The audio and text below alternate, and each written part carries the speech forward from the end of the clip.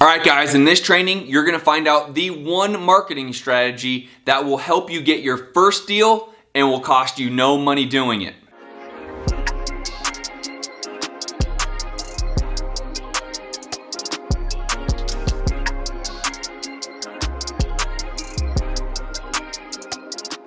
Alright guys, welcome to this training. Here you will figure out exactly what one marketing strategy will help you get your first deal that will cost you no money at all, and quite simply, that you will continue to use this one marketing strategy for as long as you please.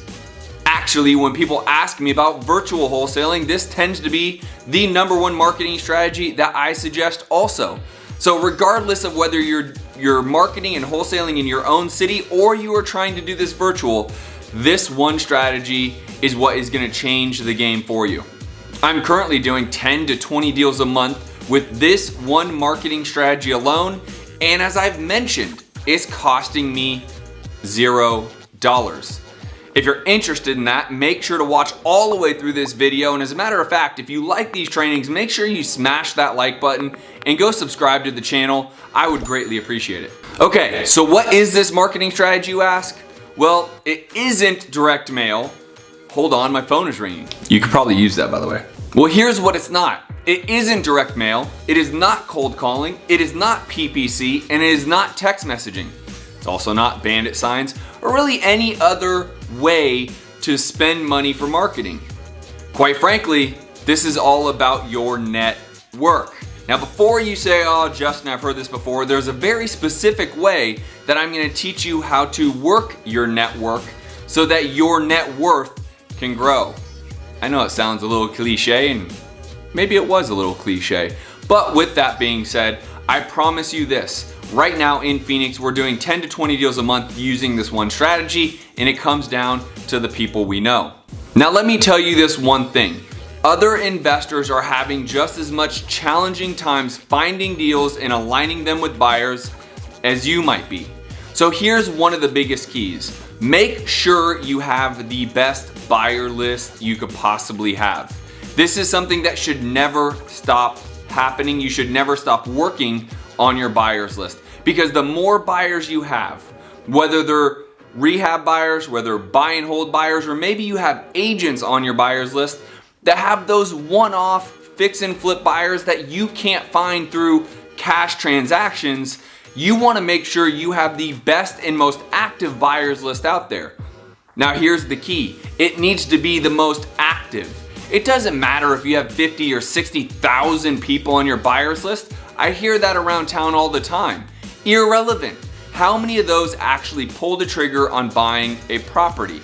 That's what really matters. And if you work on your buyers list first, you will actually be able to help shop for them because you'll know exactly what they want to buy. Now in this regard, one of my best friends and a mentor, Kent Clothier, taught me all about reverse wholesaling. It's an incredible strategy, and really the idea is you want to take the buyer, know what they want, find out exactly what they buy, their buying criteria, and that doesn't just mean like everything. Know exactly the price point, square footage, bed, bath combo, whether single family homes, condo, townhome, know exactly what they buy, and then go put your marketing efforts to go find those deals. Well, in this marketing scenario, that exactly works. If you have a buyer and they're an active buyer and you know exactly what they buy, you can shop other people's wholesale deals and find them a deal they may not be able to see otherwise. That is exactly what I'm talking about with a marketing strategy that works without you spending money.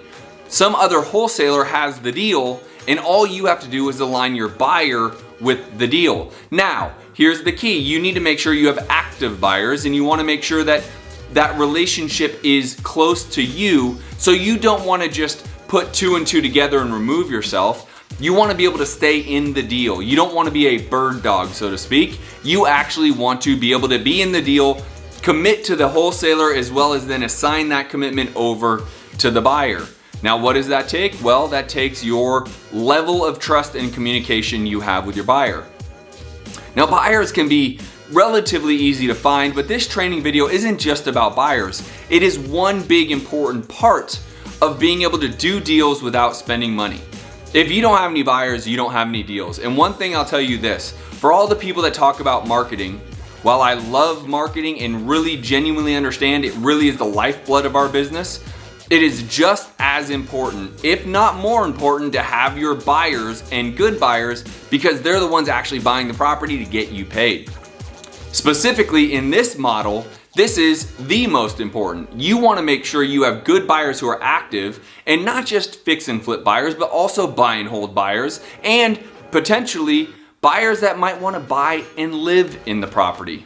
Now, the other key to this business model is finding the other wholesalers. You want to have wholesalers you also can trust. And quite honestly, full disclosure is always better in these scenarios. I never go into a new relationship trying to act as if I have the deal when I don't have the deal.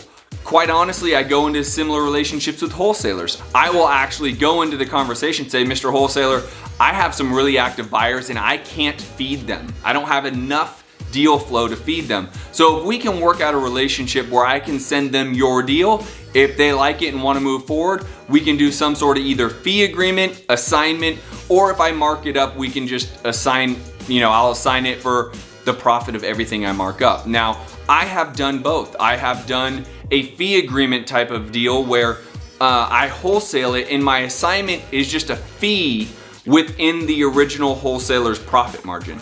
So if the original wholesaler is making, let's say, $20,000, my fee could be anywhere from $2,500 to $5,000, but it is not 50% of the deal.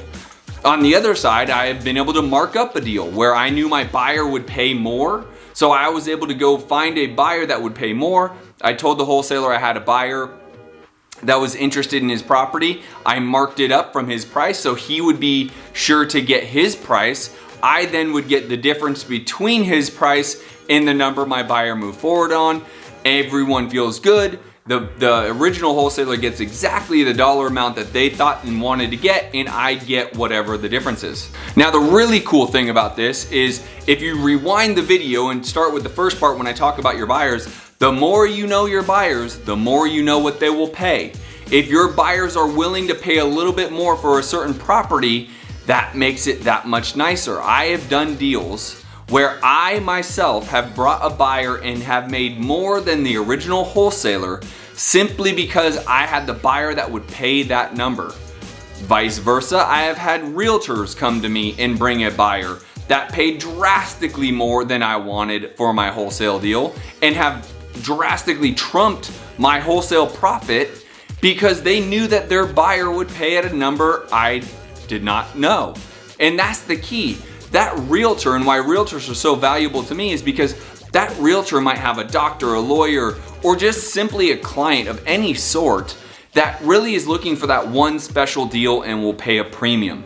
That person may not be on my list. And so when an agent does that, a lot of times they get a premium fee or commission on it, and at times it's more than mine. I just recently did a deal where I made $8,000 and the realtor made $12,000. Good for them. And unfortunately, I undervalued the home to some extent, but the reality was that one realtor brought one buyer. I had one call, it was the realtor, and he bought it. So I would make the point there that that buyer is probably not on everyone's list. He is probably only on that realtor's list. And again, back to why I believe realtors are so valuable to be on your buyer's list. Now, and lastly, I believe agents can find you deals as well. If you do a great job networking with agents, they will bring you deals or properties, I should say, that are not yet listed on the MLS.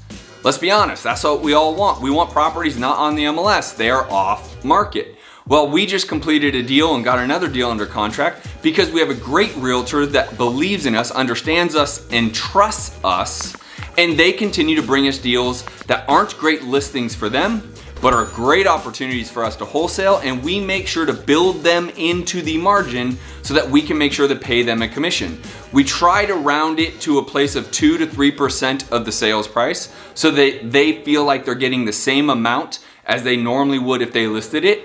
And so we make the numbers work regarding that. And there are times that realtors absolutely love it because they would not have been able to list it because of the condition of the home. So they trust us now and they want to do more and more business with us, and they continue to feed us more properties to make offers on. And really it's a beautiful thing because Again, the realtors are the conduit between us and the homeowner. They're the one that has the relationship. They are bringing us to buy the home, and it's a number that the homeowner will accept. We don't have to do any negotiations, and we don't have to spend any money. So, to conclude here, and again, if you're liking this video, smash the like button, hit the subscribe button, and to conclude, I would tell you this. You have absolutely a business model that you can work for as long as you want, but it does take more manpower than it does money. You can do this for free without spending a single dollar. As I've mentioned, I'm doing 10 to 20 of these a month, but you don't have to have a big marketing budget to do so. Now, it is all up to your relationships with your buyers.